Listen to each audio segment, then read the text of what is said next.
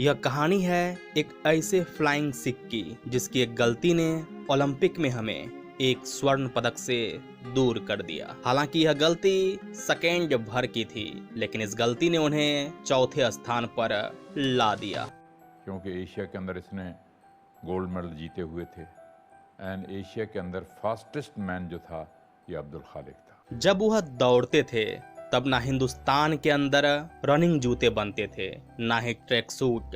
उस समय तो खिलाड़ियों के लिए कोच भी नहीं होते थे। मिल्खा सिंह रोम ओलंपिक से पहले अमेरिका के ओटिस डेविस को छोड़कर लगभग सभी प्रतिद्वंदियों को हरा चुके थे।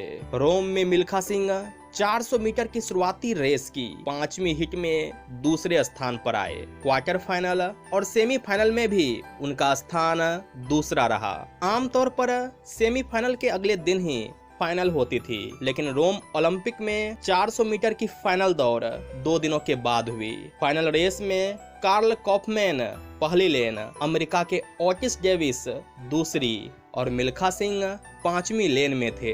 मिल्खा सिंह जब फाइनल मुकाबले में दौड़ रहे थे तो वह 250 मीटर तक के रेस में सबसे आगे थे। तब उन्हें लगा कि वे जरूरत से ज्यादा तेज दौड़ रहे हैं। आखिरी छोर तक पहुंचने से पहले उन्होंने पीछे मुड़कर देखना चाहा कि दूसरा धावक कहां पर है। इसी वजह से उनकी रफ्तार और लय टूट गई। उन्होंने उस समय का ओलंपिक रिकॉर्ड तोड़ते हुए 45.6 सेकंड का समय निकाला, लेकिन 1 सेकंड के 10वें हिस्से से पिछड़कर वे चौथे स्थान पर रहे। एक इंटरव्यू में मिल्खा सिंह ने बताया, मेरी आदत थी कि मैं हर दौड़ में एक बार पीछे मुड़कर देखता था। रोम ओलंपिक में बेहद नजदीकी रेस रही। 5वें लेन में शुरुआती 250 मीटर तक मैं काफी तेज दौड़ा, जिसके बाद मैंने एक दफा पीछे मुड़कर देखा, जो मेरी अब तक की सबसे बड़ी भूल थी। उसके बाद मैं ग्राउंड कवर नहीं कर पाया और मुझे खामियाजा भुगतना पड़ा।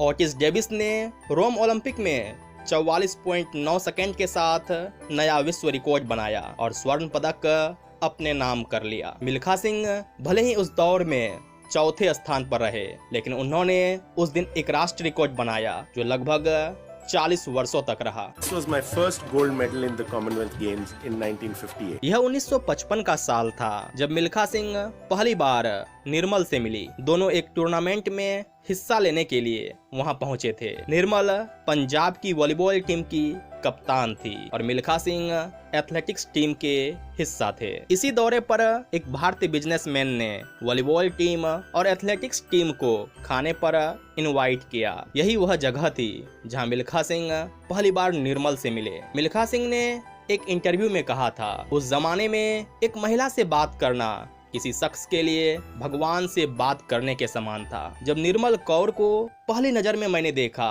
तो वो मुझे पसंद आ गई। इस इंटरव्यू में मिल्खा सिंह ने आगे कहा, इस दौरान हम दोनों के बीच बातचीत हुई। मिल्खा सिंह इस रिश्ते को काफी आगे बढ़ाना चाहते थे, लेकिन वे जुबान से इकरार नहीं कर पा रहे थे। हालांकि वापस लौटने से पहले उन्होंने आगे का रास्ता जरूर साफ कर दिया।